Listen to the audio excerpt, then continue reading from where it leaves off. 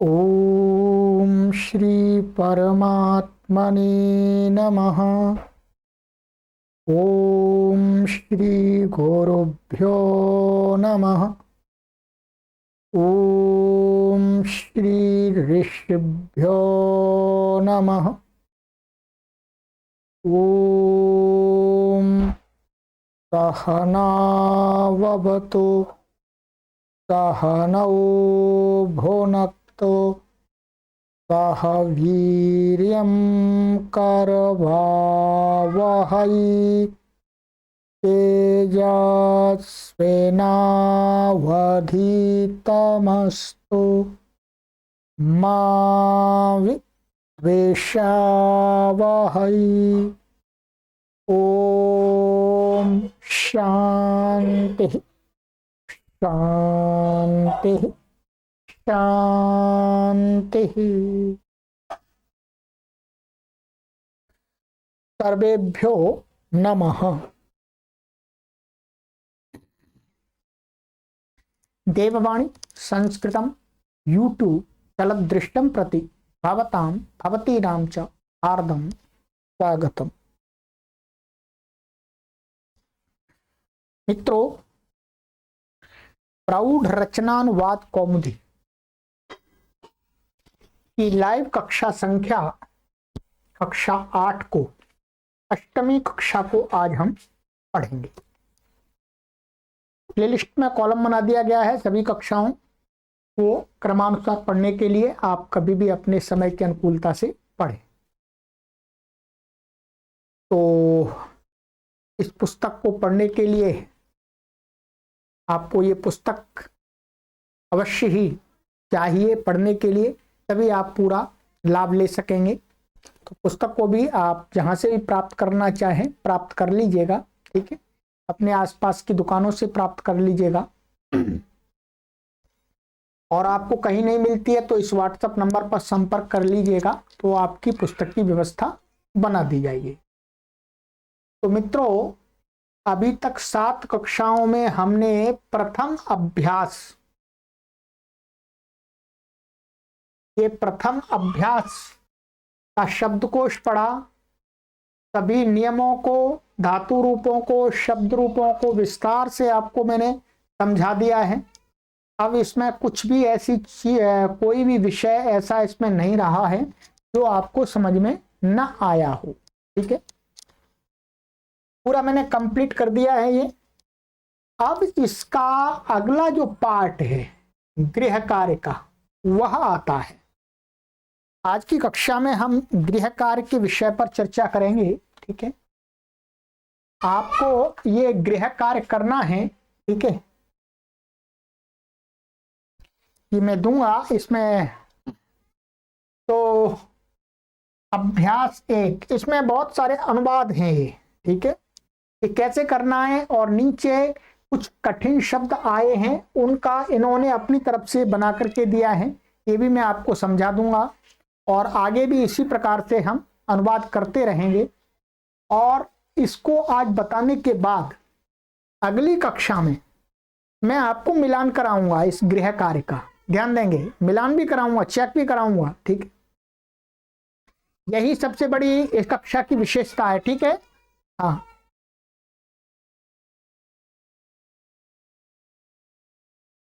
तो ये अनुवाद हैं। मैं इनको एक बार आपको पढ़ के सभी को बताता हूं, ठीक है।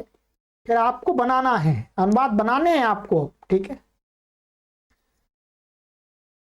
प्रथमः अभ्यासः एकम, संस्कृत बनाओ का।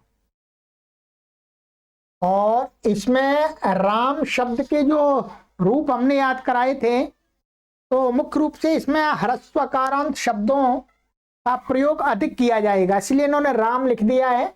और ये जो सभी अनुवाद हैं वो लट लकार के होंगे मुख्य रूप से। किसके होंगे? लट लकार के। परंतु लट लकार से भिन्न भी होंगे, ये ध्यान देंगे। केवल लट लकार के ही नहीं, लट लकार के अनुवाद होंगे, लट लकार से भिन्न भी होंगे, ठीक है। चलिएगा। प्रथमम, राम मीठे स्वर से पढ़ता है। ये इसमें आप देखेंगे जो ये बोल्ड अक्षर लिखे हुए हैं इसमें, ये क्या है, बोल्ड अक्षर। जहां जहां हर वाक्य में नहीं है, जैसे इसमें दूसरे में भी है, चरित।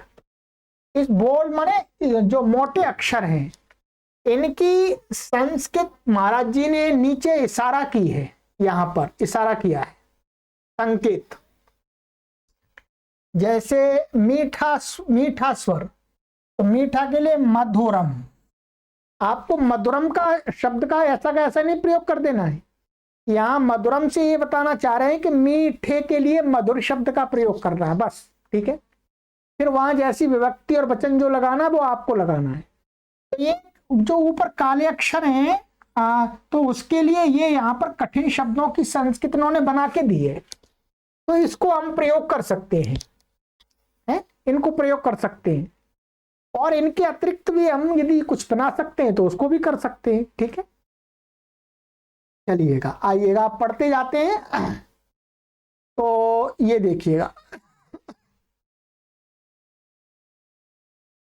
द्वितीय, देवता तेरा चरित्र लिख रहे हैं। तृतीय, होनहार होकर ही रहती है। चतुर्थम, जीवन में उत्थान और पतन सबके ही होते हैं। पंचमम, वह तिल का ताड़ बनाता है। षष्ठम, उसे पुरस्कार मिलना चाहिए। सप्तमम, वह सदाचारी है, अतः उसका सर्वत्र सम्मान होना चाहिए। अष्टमम, वह दुराचारी है, अतः आदर के योग्य नहीं है।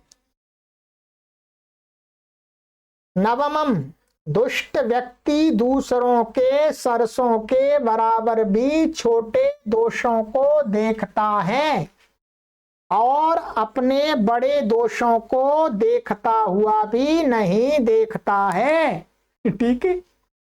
ये पूरा बोल्ड है, इसके लिए पूरा उन्होंने वाक्य बना के दे दिया है, ठीक है। दशमम, मैं तुमसे हंसी नहीं कर रहा हूं, ठीक कह रहा हूं, ठीक है। एकादशम, मनुष्य का भाग्य रथ चक्र के सदृश कभी नीचे जाता है और कभी ऊपर। द्वादशम, यह मूर्ख बकवाद करता है। ये तो हो गया क विभाग के द्वादश वाक्य, ठीक है, 12 वाक्य। अब ख में भू धातु का प्रयोग बता रहे हैं, ठीक है। भू धातु का प्रयोग करना है। भू धातु का हमने ऊपर उपसर्ग लगा करके देखा हुआ है इस अभ्यास में कि कितने अर्थ बन जाते हैं, ठीक है। प्रथमम, क्रोध से मोह होता है। द्वितीयम, भाग्य से ही धन मिलता है और नष्ट होता है। तृतीयम, ऐसा कैसे हो सकता है। चतुर्थम, चाहे जो हो मैं यह काम अवश्य करूंगा। पंचमम, उस बालक का क्या हाल हुआ। षष्ठम, यदि तुम्हें संदेह हो तो पिता से पूछना। सप्तमम, दुष्ट यदि प्रहार करेगा तो जीवित नहीं बचेगा। अष्टमम, यह जल आपके पैर धोने का काम देगा। नवमम, जो विद्या पढ़ता है वह हर्ष का अनुभव करता है।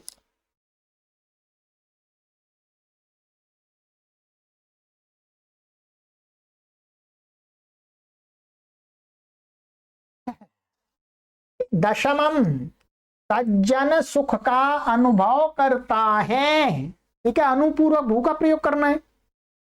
एकादशम, वृक्ष अपने ऊपर तीक्ष्ण गर्मी सहन करता है। द्वादशम, तुम अपने किए हुए पुण्य कर्मों का फल भोग रहे हो। तो अनुपूर्वक भू का प्रयोग करना। ठीक है। त्रयोदशम, लोभ से क्रोध होता है, तो ये प्रपूर्वक भू का प्रयोग करना है। चतुर्दशम, गंगा हिमालय से निकलती है, तो इसको भी प्रपूर्वक भू का प्रयोग करना है। पंचदशम, भाग्य बलवान है। षोडशम, आग के अतिरिक्त और कौन जला सकता है। ग, ये 16 वाक्य इसमें हो गए, 12 वाक्य पहले हो गए, 28 वाक्य हो गए। ठीक है। 28, अष्टाविंशति। अब द्वितीय का प्रयोग। द्वितीय माने कर्म, द्वितीय के कर्म हो गया, और दूसरे भी द्वितीय जहां जहां होती है उनका बता रहे हैं। तो गा में प्रथमम, उसने प्रश्न पूछा। द्वितीयम, नदी के दोनों ओर खेत हैं। तृतीयम, नगर के चारों ओर वन है। तो यहाँ नगर के चारों ओर वन है, वन एक ही होता है। ठीक है। चतुर्थम, नगर के पास ही एक सुंदर उपवन है। पंचमम, भूखे को कुछ अच्छा नहीं लगता है। षष्ठम, संसार के ऊपर, अंदर और नीचे ईश्वर है। ठीक है। सप्तमम, सिंह वन में घूमता है, यहां विपूर्वक चर का प्रयोग करना है। ठीक है। अष्टमम, यह बात मेरी समझ में आई। नवमम, वह पेड़ पर चढ़ता है। दशमम, छात्र पाठ याद कर रहा है। एकादशम, उसका नाम राम रखा गया। द्वादशम, उसे नींद आ गई। 12 वाक्य हो गए। ठीक है। कितने वाक्य हो गए बनाने के लिए मित्रों आपको? पहले थे आपके द्वादश वाक्यानि प्लस षोडश वाक्यानि प्लस, ठीक है, द्वादश वाक्यानि। कितने हो गए आपके? 40 वाक्यानि, 40 वाक्य हो गए। 40 सेंटेंसेस आपको बनाने हैं। ठीक है। जैसे वैसे ही बनाना है, उसमें बहुवचन एक वचन कुछ नहीं करना। ठीक है। अब यहां पर ये कठिन शब्द लिखे हुए हैं, जो ऊपर जो बोल्ड अक्षर हैं उनके लिए, वो भी मैं आपको पढ़ के बता देता हूं। ठीक है। आपकी पुस्तक में सब है, आप वहां से देख सकते हैं। वैसे तो अनुवाद बनाएंगे तो पुस्तक तो चाहिए, बिना पुस्तक के कैसे बना सकते हैं मित्रों? चलिएगा। संकेत एकम, मधुरम स्वचरितम, ये संख्या लिखी हुई है। ठीक है, ध्यान देंगे। पहले क की संख्या लिखी है, फिर ख की लिखी है, और बस ख की है मुख्य रूप से। स्वचरितम 3, भवितव्यानाम द्वाराणि भवन्ति सर्वत्र। चतुर्थम, ये चौथा वाक्य क्या है? पातोत्पाताः। पंचमम, तिले तालम पश्यति। षष्ठम, पुरस्कारमर्हति। सप्तमं, सम्मानमर्हति। अष्टमं, समादरं नार्हति।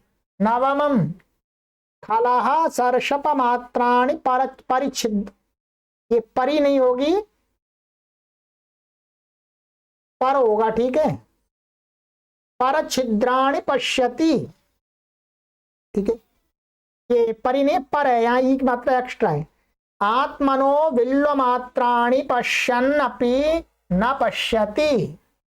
दशमं नाहं परिहसामि परमार्थतः। एकादशं नीचैर्गच्छत्युपरि च दशाचक्रे चक्रनेमि क्रमेण। ठीक है। द्वादशं प्रलपत्येष वैधेयः। ये तो काके हो गए, ठीक है, जो कठिन वाक्य वो बताए इन्होंने। ठीक है। अब है ख। अब ख में देख लीजिएगा आप। ठीक है, आ जाइएगा। ख द्वितीयं भाग्य चक्रमेण हि धनानि भवन्ति यान्ति। तृतीयं कथमेवं भवेन्नाम। चतुर्थं यद् भावि तद् भवतु। पंचमं ते मा भावत्। षष्ठं यदि ते संशयो भवेत्। सप्तमं प्रहरिष्यसि न भविष्यसि। अब आपको मिलान करना है, कहाँ का कैसे लिखना है। अष्टमं इदं ते पादोदकं भविष्यति। नवमं हर्षम अनुभवति। एकादशम अनुभवति ही मूर्धना पादपस्तीव्रमुष्णम्। पंचदशम प्रभवति विधिः। षोडशम कोन्यो हुतवहात् दग्धुम प्रभवति। तो इन शब्दों का आप उन वाक्यों को बनाने में प्रयोग कर सकते हैं। तो बनाइएगा मित्रों, ये 40 वाक्य आपको दिए गए हैं, इनका निर्माण कीजिएगा और आगामी कक्षा में मैं आपको मिलान कराऊंगा। ठीक है, तो इसका लाभ लीजिएगा। ये यूनिक कक्षा है, ये कहीं किसी यूट्यूब चैनल अन्य या ऑफलाइन किसी भी संस्कृत के इंस्टीट्यूट में नहीं पढ़ाई जाती है, हम आपको पढ़ा रहे हैं। चलिएगा, आनंद लीजिएगा, अपने मित्रों को भी शेयर कीजिएगा। चलिए आगे की कक्षा में मिलते हैं। सर्वेभ्यो नमः।